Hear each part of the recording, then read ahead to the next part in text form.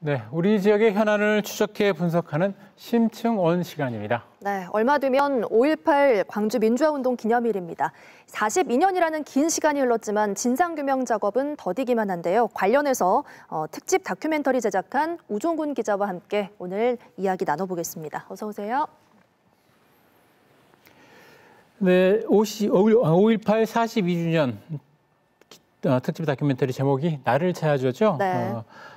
핵물자에 대한 이야기인 것으로 알고 있는데 이거 어떻게 해서 취재가 시작이 됐습니까? 네, 우선 행방불명자 하면 늘 따라붙는 꼬리표가 있습니다. 미완의 과제라는 묘사인데요. 네.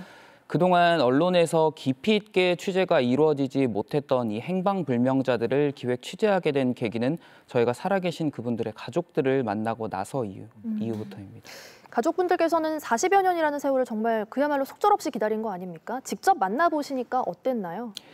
우선 행방불명자 가족분들은 굉장히 많이 지쳐 계신 상태였습니다. 네. 유족회, 구속부상자 외 다른 피해자들과 달리 행방불명자 가족들은 조직마저 사라진 상태였습니다.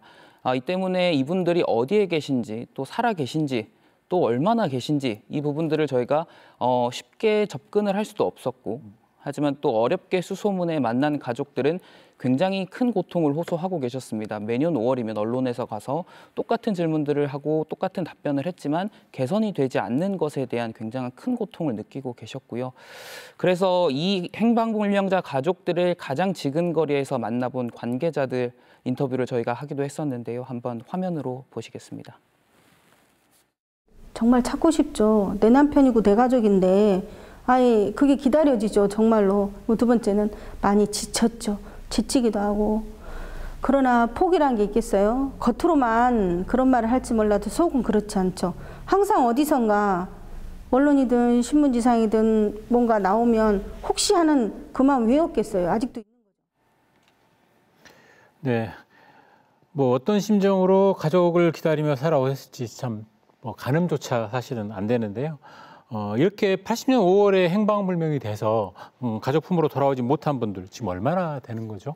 예, 1980년 5월 이후에 행방불명이 됐고 그래서 돌아오지 못한 피해자들은 현재까지 78명입니다. 80년 5월 직후 행방불명자 신청을 받으면서 인정된 분은 모두 84명이시고요. 이 가운데 6분이 구묘역에서 신묘역으로 이장할 당시 신원이 확인이 됐지만 말씀드린 것처럼 대다수인 78명의 피해자들은 아직 어디에 있는지 소재나 생사가 파악되지 않는 상황입니다. 네, 행방불명자 문제 같은 경우는 5.18 어떤 해결의 가장 핵심 과제가 아닐까 싶은데요. 지금까지도 아마 노력이 있었을 텐데 왜 해결이 되지 않은 건가요? 그렇기 때문에 행방불명자들 하면 가장 따라붙는 의혹이 안매장입니다. 네. 그러니까 계엄군들이 당시에 희생된 시민들을 어딘가에 누구도 모르게 이렇게 매장을 했다라는 의혹인데요. 이렇게 매장이 이루어졌을 걸로 추정되는 대표적인 곳이 광주교도소, 그리고 송암동, 그리고 주남마을, 화순너리째 이런 곳들입니다. 이곳들은 대부분 5월 22일 계엄군의 집단 발포가 있은 후에 그 계엄군들이 외곽 주둔지, 그러니까 광주를 봉쇄하기 위해 주둔을 했던 곳들인데요. 때문에 1980년 5월 이후 이곳들에 대한 꾸준한 발굴 작업이 이루어졌지만 아직까지 어떤 성과는 없는 상태입니다. 네, 그러면은 아직 돌아오지 못한 행불자들은 어디에 있다고 봐야 할까요?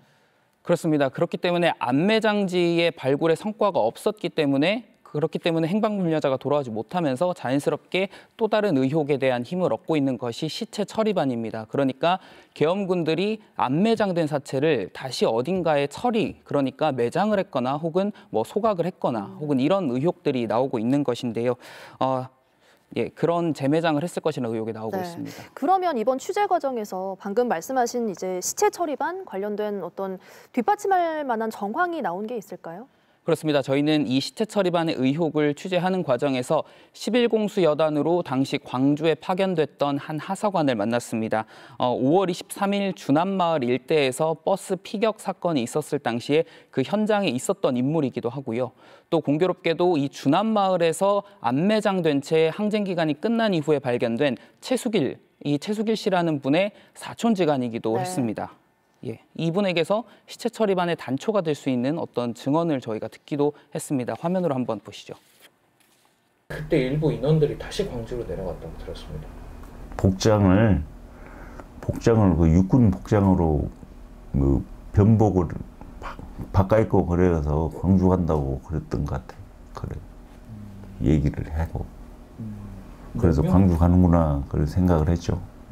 그러니까 뭔가 그때 당시 하도 막 사방돼서 늘어졌었겠죠. 시신들이 광주 시내 도처에 그걸 어떻게 나름대로 뭔가 해야 되잖아요. 예, 정리를 하자면 저희 화면으로도 나간 것처럼 광주 시내 도처에 시신들이 이렇게 널브러져 있는 상태였고 열흘간의 항쟁 이후에 다시 어딘가로 갔을 계엄군들이 광주로 다시 와서 이렇게 시체 처리를 했을 것이다라는 거고 본인이 직접 함께 그 뭐 대대 소속으로 있던 여단 소속으로 있던 이 군인들이 실제 광주로 내려갔다가 왔다 이런 의혹들을 제기한 겁니다.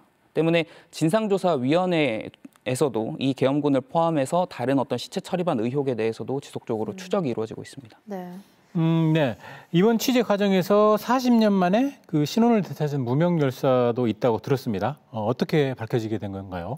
예, 그러니까 유해는 있지만 이름을 찾지 못한 무명 열사죠. 무명 열사들은 현재 5개가 있었는데요. 이 중에 최근에 2분의 신원이 밝혀졌습니다. 예. 이 2분 가운데서도 저희는 한 분 당시 고등학생 1학년이던 양창근 열사에 대해서 지속적으로 추적을 해왔는데요. 네, 지금 화면에 방금 사진 잠깐 나왔습니다. 예, 그렇습니다. 저분이시고 당시 17살의 나이였습니다. 그리고 이분은 이미 보신 것처럼 국립 5.18 민주묘역에 양창근의 묘라는 이름으로 이미 안장이 됐던 분이고요. 하지만 이 양창근의 묘가 있는 곳과 불과 100여 미터 떨어진 무명열사묘에 이분이 묻혀있던 사실이 밝혀졌고 저희 여기 나가는 것처럼 하늘색 체육복 그리고 밑에는 교련복 이런 그 어떤 신원을 특정할 수 있는 복장들로 이제 이분이 무명열사에 묻혔다는 사실이 새롭게 밝혀졌습니다. 이 방금 하늘색 체육복 말씀을 하셔서요. 이게 입혀진 채로 발견이 된 건가 아니면 어디서 이게 발견이 된 거죠?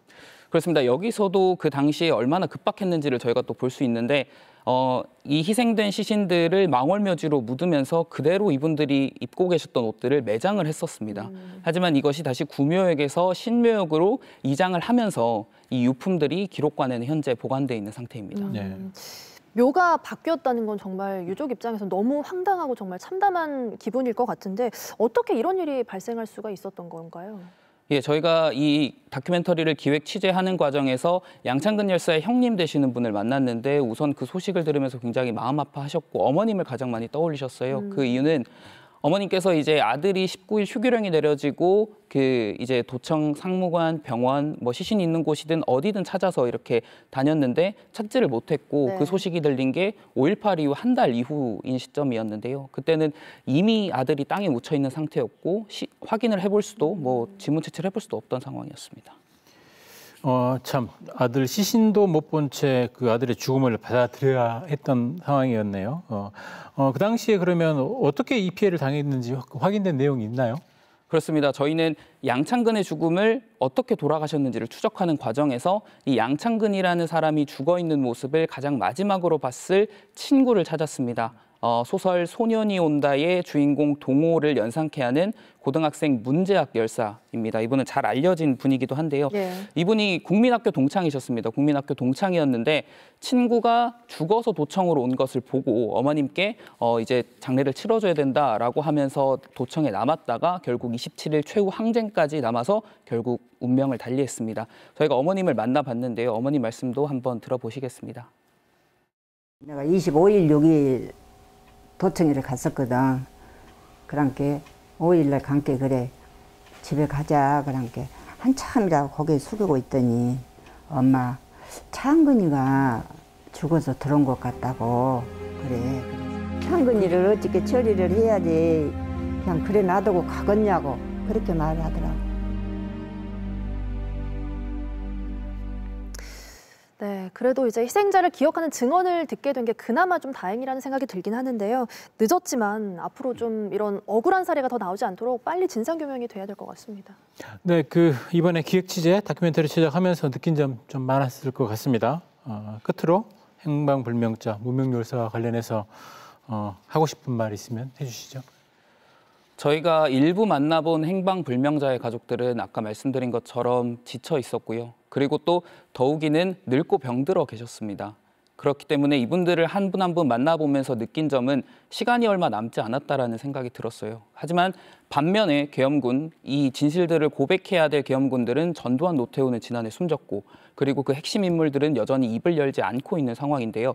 부디 늙고 병들어서 이제 어디 유해도 찾으러 다니지도 못하는 가족들을 대신해서 국가가 나서야 한다라고 생각을 합니다. 또 더욱이 계엄군들은 본인들에게 남은 어떤 사죄의 시간을 충분히 본인들이 누려야 한다 이렇게 생각을 합니다. 네, 오정훈 기자 수고 많으셨습니다.